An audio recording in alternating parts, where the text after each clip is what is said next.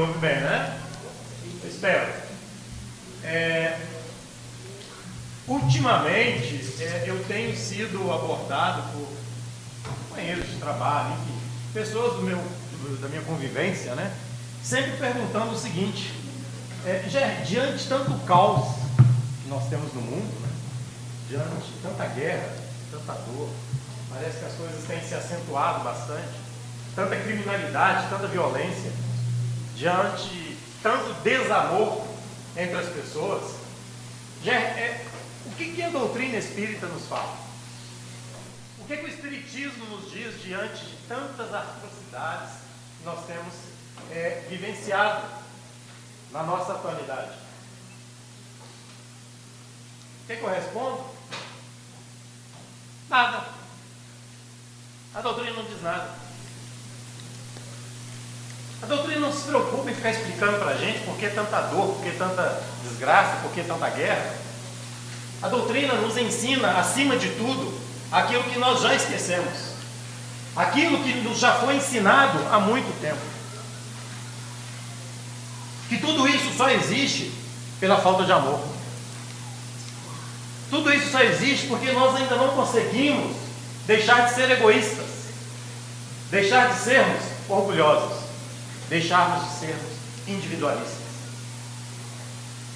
Nós não precisamos voltar à doutrina para ficar buscando respostas para questões milenares, os quais nós já sabemos as causas.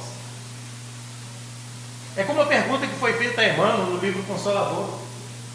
Emmanuel, como eu posso ter uma ideia do que eu fui, o que eu fiz em encarnações passadas? Emmanuel simplesmente disse: meu querido, olhe para você, conheça-se, analise-se, veja quem é você. O que você faz hoje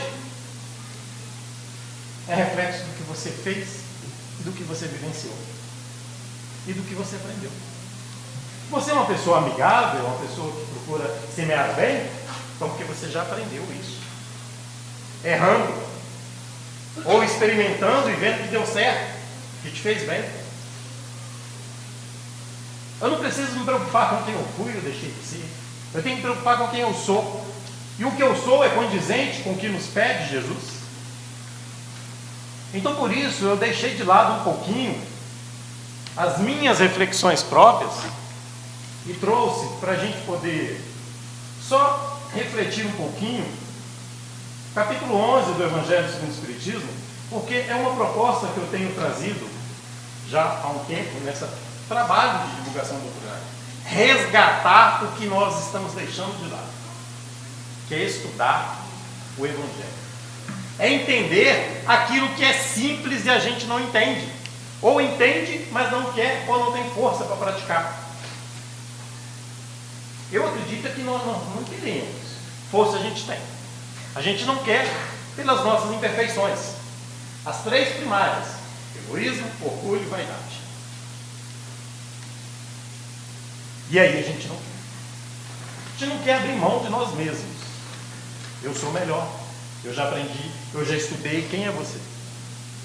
Eu tenho doutorado, eu tenho experiência nessa área. Eu trabalho com a doutrina espírita há 15 anos, eu sei mais do que você. Pura vaidade, puro orgulho. Não é a doutrina espírita que vai resolver nossos problemas, não. Não é a doutrina espírita, não é o Evangelho que vai resolver as questões. Jesus não salva ninguém, isso é uma ilusão. Emmanuel não vai salvar ninguém. Sheila, Joana, os amigos espirituais não vai salvar ninguém. Mas é o conhecimento que temos das leis divinas que a todo momento eles vêm trazer para a gente. É o que eu aprendi com Jesus é que vai me libertar. Passagem do mancebo rico ou jovem rico, algumas divergências, mas o que importa é o ensinamento. Senhor, o que eu preciso fazer para herdar os reinos dos céus? É como eu dizer, né? O que eu preciso fazer para ir para nosso lar?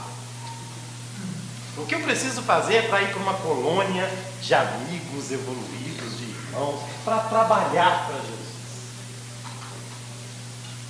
O que diz a lei? Responde Jesus.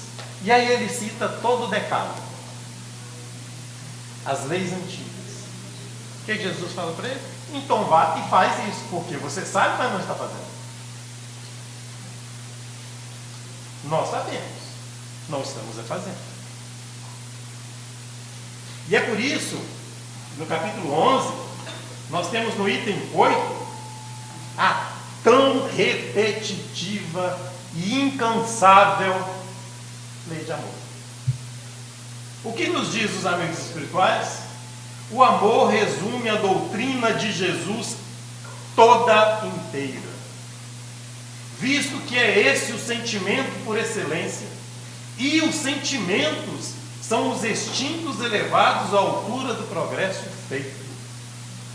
Os sentimentos são o amor elevado, tudo isso que nós já conseguimos. Saímos daquele instinto, daquele estado primitivo. Saímos? Não. Analise-se, como diz Emmanuel. Agimos mais por instinto ou por racionalidade, por um sentimento de amor, de compreensão? Quando outro me agride, seja de que forma for, ou quando eu discordo do pensamento, do posicionamento, qual é a minha reação? É instintiva ou ela é, opa, deixa eu sentar, analisar, vamos dialogar, vamos tentar conversar sobre, não vamos impor a nossa condição, seja ela qual for, em onde quer que estejamos. A minha condição, seja ela qual for, ela me incute mais responsabilidade. É o dever de ser mais humilde ainda. Eu vivi uma experiência no final de semana passado, já tem uns 4 anos que eu me embreei na ideia de ser para-atleta e fazer competições em travessias. Então tem uma profissional, a Poliana Okimoto, ela é bicampeã olímpica, 300 vezes campeã de travessias no Rei Rainha do Mar. E nessa competição foi incrível. Sabe aquela pessoa que, diante de todos aqueles competidores, ela se colocou atrás de todo mundo, porque a condição dela ali naquela competição não era para competir, ela foi ali para participar com todo mundo. Na entrevista que ela deu depois, e conversando com o pessoal que estava lá, a gente que estava lá, ela falando na palestra, eu vim para participar, eu não vim para disputar com ela. Ela poderia, ela tem condições de chegar à frente de todos, mas não foi a proposta dela. Ela poderia fazer isso, mas não era essa a proposta dela. A minha proposta hoje é divulgar cada vez mais essa unidade dessa competição, desse trabalho que vem sendo feito com os para-atletas, desse trabalho que vem sendo feito com os esportes, de um trabalho que precisa ser divulgado, um trabalho de unidade. Ela colocou isso, a gente precisa se unir mais, até mesmo no meio esportivo, que prega uma competitividade maior, mas a gente precisa começar a ser mais unido, porque é algo benéfico, é algo que promove uma relação muito boa entre as pessoas. É uma profissional que estava ali não para competir. A condição dela poderia ser como a de muitos, como de nós mesmos, que às vezes nos arrogamos sermos melhor. Mas a proposta não deve ser essa. Quanto mais eu sei, como nos diz Jesus, quanto mais lhe é dado, mais lhe será cobrado. Onde quer que eu esteja, na condição de pai, na condição de filho, na condição de esposo, na condição de um gerente, na condição de um professor, na condição de um coordenador de uma atividade, de uma casa espírita, onde quer que eu esteja, a minha proposta, antes de tudo, é a unidade. E é a lei de amor que me ensina isso. Porque ela me convida a deixar de agir por instintos. Não é mais uma questão de sobrevivência. Eu não estou mais na caverna e eu tenho que matar para sobreviver. Não é mais. Não se trata mais disso. Se trata de perpetuar o amor e fazer com que nós progridamos. É por isso que quando nós saímos do estágio, embora ainda estejamos numa escala evolutiva de animalidade, ainda somos animais. Com uma pequena dose de racionalidade, muito pequena, essa é que é a verdade. Quem nos afirma é a própria espiritualidade, mais à frente. Estamos com uma pequena parcela de racionalidade. E de amor, muito pouco. Muito pouco mesmo. Por isso que eles vão nos dizer ainda mais, em sua origem, o homem só tem instintos. Quanto mais avançado e corrompido, estranho, né? Só tem sensações. Quando instruído e depurado, tem sentimentos. E o ponto delicado do sentimento é o amor. O ponto delicado desse sentimento é o amor. Por que ele vai nos dizer que é o ponto delicado? Porque, como ele mesmo diz, eu fui corrompido. Eu me deixei corromper. O meu amor, ele é corrompido, ele é por interesse, ele não é aquele amor que Paulo chama de amor ágape, que do grego significa incondicional. Amo incondicionalmente. Amo não porque quero que o outro faça aquilo que eu acredito ser bom, ser certo, ser correto. Eu amo porque eu quero que o outro seja feliz. Eu amo aquela pessoa, eu amo até o criminoso, como o próprio Jesus e o Paulo deu muitos exemplos. Eu amo aquele que me encarcera. Eu amo aquele que me crucifica. Porque é o estágio em que ele se encontra, eu o amo. E eu não o desejo nenhum tipo de mal. Eu amo aquele que se rivaliza comigo. O amor. Não o amor instintivo, mas esse amor que Jesus deu exemplos e mais exemplos. É por isso que a proposta é sempre resgatar os ensinamentos de Jesus. O que a doutrina espírita faz, e que ficou tão claro, né, para a gente, lá no livro dos Espíritos, também no livro dos Médiuns, essa informação, que nos foi dado um consolador, não para trazer coisas totalmente novas. Sabe o que é curioso quando nós começamos a estudar todos os ensinamentos contidos nesta obra, nos textos antigos da Bíblia? Quando você pega todos os textos antigos, quando você pega os ensinamentos da doutrina espírita, as lições são as mesmas, em culturas, contextos diferentes, mas as lições são as mesmas. Só que nós não conseguimos ainda colocar em prática. Sabe, o amor ao próximo e o amar os seus inimigos, Jesus não é novo, não veio com Jesus. Já estava lá em Moisés, nas leis. Já estava, esse dizer, amar os vossos inimigos, não é algo novo que Jesus trouxe. E espíritas, amai-nos, não é novo, já estava. Espíritas, instruí-vos, não é novo, já estava em Jesus, já estava nas leis antigas. Conhecereis a verdade vos libertará. É só uma forma diferente de dizer, mas é a mesma lição. Eu preciso estudar mais, eu preciso ler mais, eu preciso tirar um tempo para estudar Jesus.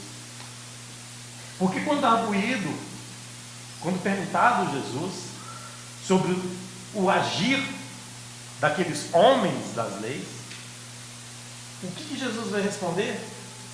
Vai trazer uma nova lição? Não. Mateus 20. O que Jesus vai dizer? A nova justiça é superior à antiga. Com efeito, eu vos asseguro que a vossa justiça não deve, a sua justiça deve ultrapassar a justiça dos escribas. No sentido de que ouvistes o que foi dito, ou seja, eles já ouviram o que foi dito, vocês também já ouviram o que foi dito, não matarás. Mas aí ele vai além. Eu, porém, vos digo, porque não matar, naquele contexto, estava atrelado à questão do corpo físico. Mas Jesus vai dizer que há outras formas de matar a humanidade. E aí ele começa toda uma série de coisas que nós fazemos. Que nós fazemos. Eu sabia que isso ia acontecer. Desde a hora que eu cheguei, que eu falei, gente, piso novo, bonitinho, só serve para PCB cair. É sério, não é brincadeira. Toda hora que eu entrei, eu falei, ih, rapaz, não vai dar certo. Mas a gente se adapta, né? Enfim, tudo bem. Saímos do contexto.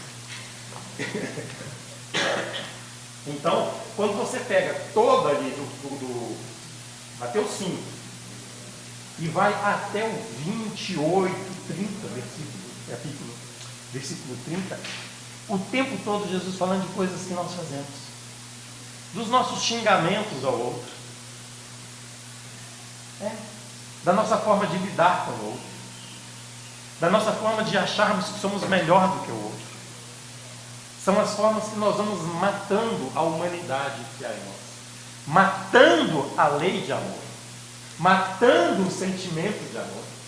Todas as vezes que eu cometo um ato de adultério, e aí é bom saber que Jesus não está falando do adultério que foi distorcido naquela época para uma conjuntura matrimonial entre aquele que adultera os seus laços matrimoniais. Não, de adultério no sentido de todo tipo de sentimento que é o adultério, que é contrário às leis divinas. Quando eu deixo de respeitar o outro, eu estou adulterando o meu compromisso divino. Porque nos fala Emmanuel no livro da Esperança, em uma mensagem titulada Na Forja da Vida: quando reencarnastes, trazes contigo a flâmula superior que lhe ditará o que fazer. Só que diante o outro, diante o desafio de lidar com o outro, eu vou sucumbindo de novo aos instintos, tentando me proteger. Eu vou achando que a todo instante eu estou sendo ameaçado, e aí eu tento de todas as formas me proteger, adulterando essa proposta reencarnatória, achando que é difícil conviver com o outro. É claro que é difícil, não é impossível. Eu trago para essa reencarnação inúmeras propostas, mas desde a tenra infância eu preciso de alguém para poder me corrigir, me orientar, mas eu não aceito, eu sou rebelde. Eu quero fazer aquilo que eu sinto vontade de fazer, mas eu preciso de alguém para me disciplinar, porque eu ainda sou novo. E eu cresço, e Emmanuel vai dizendo dos inúmeros desafios que vão me cercando. E eu vou sucumbindo em prol de quê? Do meu bem-estar único e exclusivamente. Então eu começo a focar na minha vida, no meu bem-estar em primeiro plano. Essa semana, viajando com um amigo, ele tem uma empresa, enfim, de confecções de roupa. E ele falando, já eu cheguei num estágio que eu estou preocupado. Porque tudo que eu produzi até hoje através dessa empresa foi para um sustento próprio, meu e da minha família. Eu nunca usei deste trabalho para, de alguma forma, ajudar outras pessoas.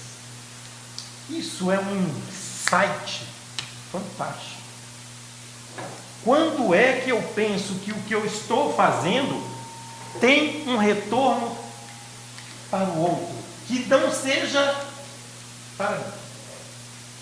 Quando é que o meu trabalho, a minha proposta, começa a visar o bem-estar do outro e não o meu ganho próprio?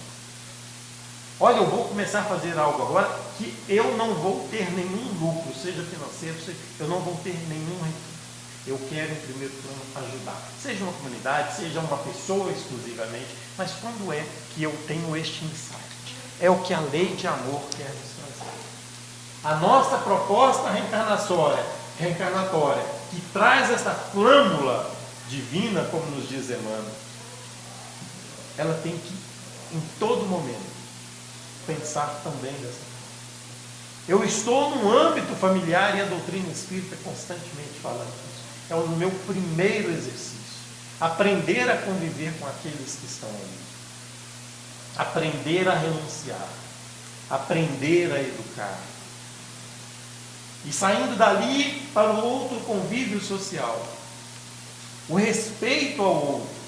A postura que eu tenho diante da sociedade. tem que refletir isso aqui. A forma como eu falo, a forma como eu entendo o outro. Tudo isso Jesus coloca neste capítulo. Tudo isso Mateus vai discorrer. E sabe o que é legal nesta parte de Mateus? Que Mateus análise minha, do Gerry, tá? Deixar bem claro.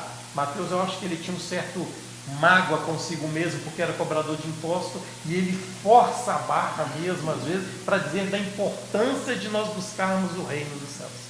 É o narrador dos evangelhos que mais foca no reino dos céus. Meio que essa coisa de culpa.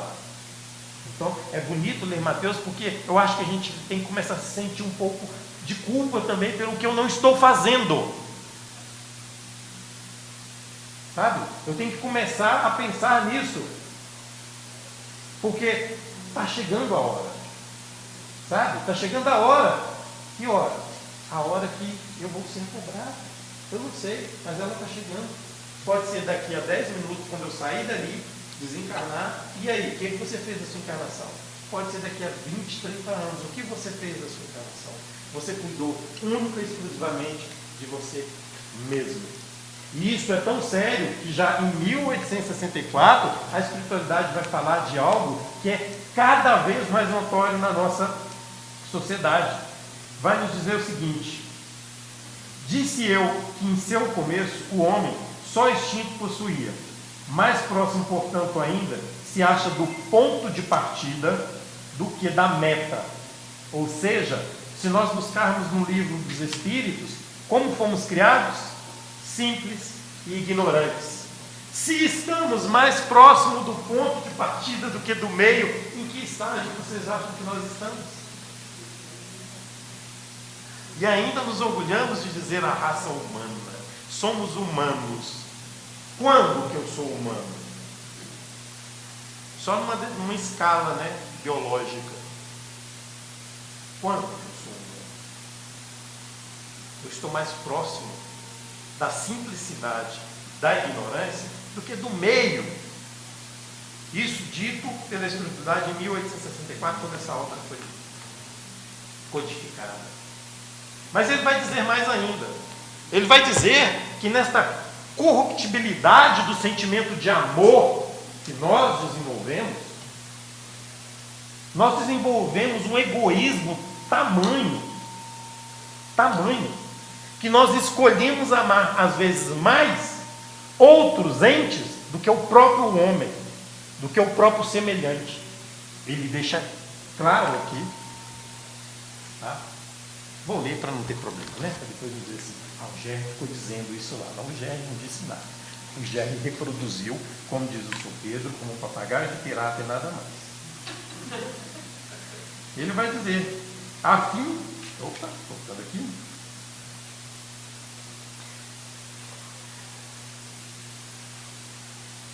O amor é a essência divina e todos vós, do primeiro ao último, tendes no fundo do coração a centelha desse fogo sagrado.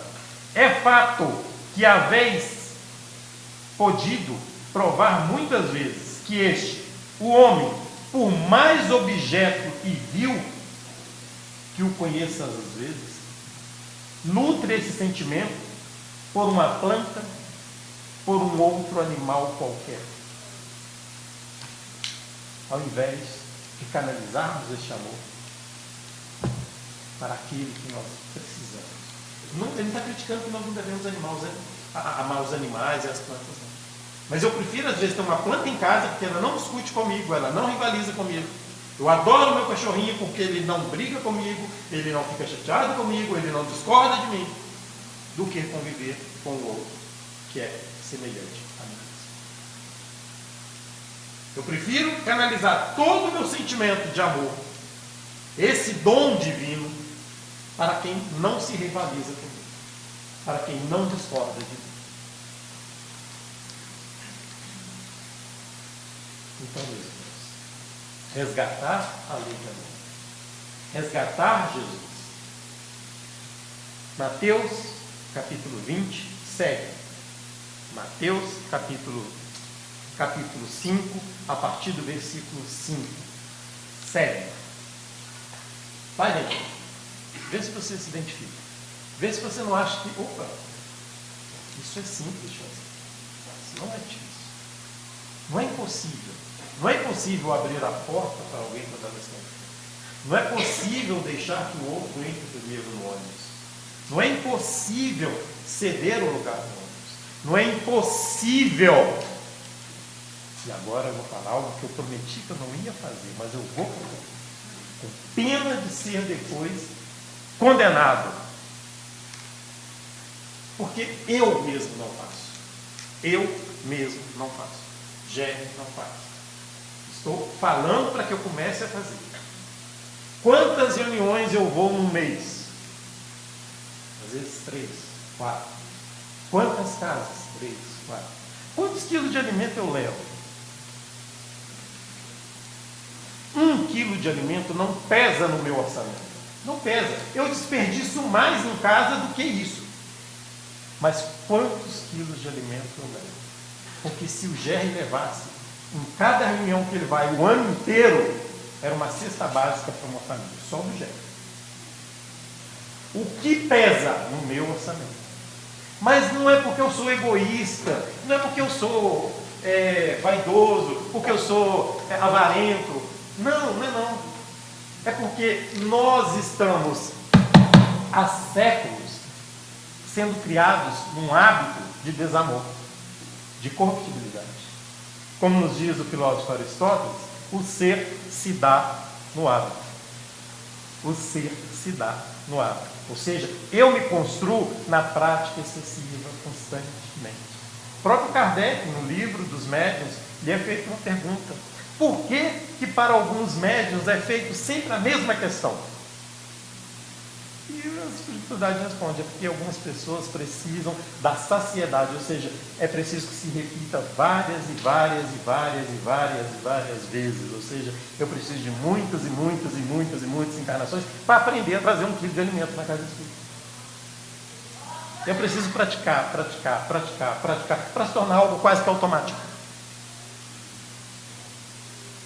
Só isso. Então eu não adquiri esse hábito. Eu não construí isso em mim. Quando criancinha, meus pais, minha mãe não me levavam, não ia com 1 quilinho de alimento lá. Meus irmãos não faziam isso. A sociedade a qual eu cresci não fazia isso. Então eu não estou habituado a isso. Veja que um gesto de amor tão pequeno e eu não consigo praticar. Então como é que eu vou amar o meu irmão que briga comigo, que discute comigo, que me empurra no ônibus? Mas a culpa é sempre do outro e nunca é minha. A culpa é sempre da sociedade que me educa e nunca é minha. A culpa é sempre dos meus familiares, a culpa é sempre dos nossos lideranças, mas nunca é minha. Só para finalizar, diante, Bezerra de Menezes, eu não vou me lembrar o ano exato, mas lá naquele início de tudo, quando a doutrina espírita, não sei se vocês sabem disso, foi considerada no Código Penal brasileiro como um ato dúbio e por isso criminoso. Então Bezerra de Menezes falou, tá, tudo bem, mas caridade não é crime. E foi aí que começou a se instituir nas casas espíritas a distribuição de sopa, porque Bezerra falou, tá, eu não posso abrir a casa espírita para poder fazer palestras para estudo, porque é crime, mas ninguém pode me impedir de colocar uma panela aqui e distribuir sopa para os pobres. Então, já que eu não posso falar, mas eu posso fazer. Esse é um gesto de amor. Às vezes eu não preciso falar, eu só preciso fazer. E nem isso eu ainda não consegui. Então, caríssimos, que a proposta de hoje seja resgatar a lei de amor. Hoje e sempre, a partir de agora, a partir de já, desse instante, resgatar essa lei de amor que Jesus nos trouxe, que todos os grandes precursores que o antecederam aqui trouxeram, que a doutrina espírita tenta reavivar constantemente em nossos corações. Que nós possamos retornar aos nossos lares tendo esta proposta: resgatar a lei de amor. O amor ágape, o amor incondicional a toda e qualquer pessoa. Não é escolher quem amar, não. Não é escolher quem amar. a partir de hoje. Jesus